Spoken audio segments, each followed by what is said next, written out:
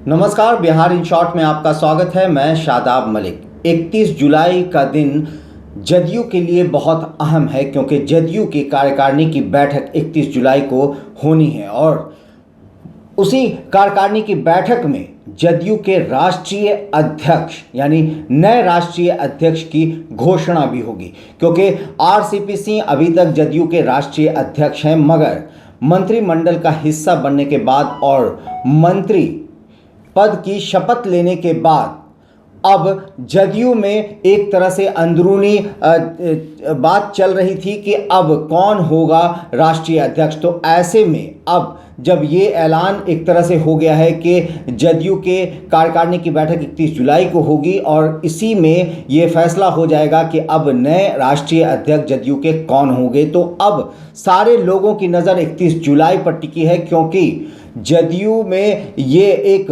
बड़ा निर्णय होने वाला है और जदयू जिस तरह से बात चलने लगी थी कि आरसीपी सिंह के मंत्री बनने के बाद नीतीश कुमार और आरसीपी सिंह के रिश्ते अच्छे नहीं हैं, जिसमें बाद में आरसीपी सिंह ने साफ तौर से कहा कि मुख्यमंत्री नीतीश कुमार की वजह से ही वो आज मंत्री बन पाए हैं। तो ये सारी चीज़ें हो रही थी और उसमें कयास बहुत सारे लगने लगे थे और इसी बीच जो एक बड़ी बात हुई थी वो ये कि ललन सिंह और उपेंद्र कुशवाहा की एक बंद कमरे में भी काफ़ी 1.5 से 2 घंटे के बीच की मुलाकात हुई थी। तो काफ़ी सारे कुछ बातें उठने लगी थी, बहुत सारे कयास भी लगने लगे थे और इसी बीच में अब जब ये एक बात सामने आ चुकी है कि 31 तारीख को ये फैसला हो जाएगा, तो अब इसकी रेस में जो नज़र आ रहे हैं वो एक तरफ जहां ललन सिंह हैं तो वहीं दूसरी तरफ उपेंद्र कुशवाहा भी है। उपेंद्र कुशवाहा जो जदयू से अलग हो चुके थे और फिर जदयू में शामिल हुए हैं और अब बिहार में घूम घूम कर वो यात्रा कर रहे हैं, लोगों से मिल रहे हैं, वहीं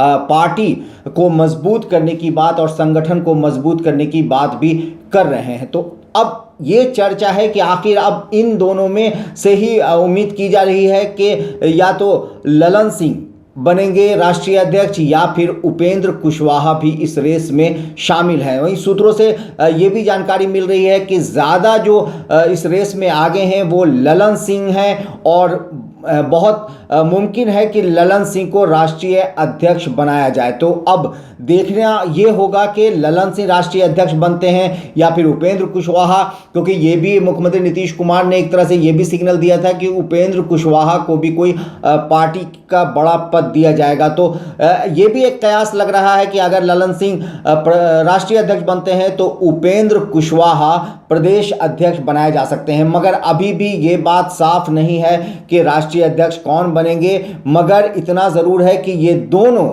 अभी इस रेस में शामिल हैं और आने वाले दिनों में जो 31 जुलाई को बैठक होनी है उसमें कार्यकारिणी की जो सदस्य मुख्यमंत्री नीतीश कुमार भी रहेंगे, उसमें आरसीपी सिंह के भी शामिल होने की बात है। वहीं उपेंद्र कुशवाहा और ललन सिंह भी उस कार्यकारिणी में की बैठक में रहेंगे, साथ ही जो पार्टी के वरिष्ठ नेता हैं उन लोगों के भी मौजूद रहने की बात है। तो अब ये 31 जुलाई को ही साफ होगा कि आखिर कौन बनेगा जदयू का राष्ट्रीय अध्यक्ष। मगर इस रेस में हम आपको इतना ज़रूर बता रहे हैं कि इस रेस में सांसद ललन सिंह आगे चल रहे हैं। अब देखना तो ये तो वक्त तय करेगा।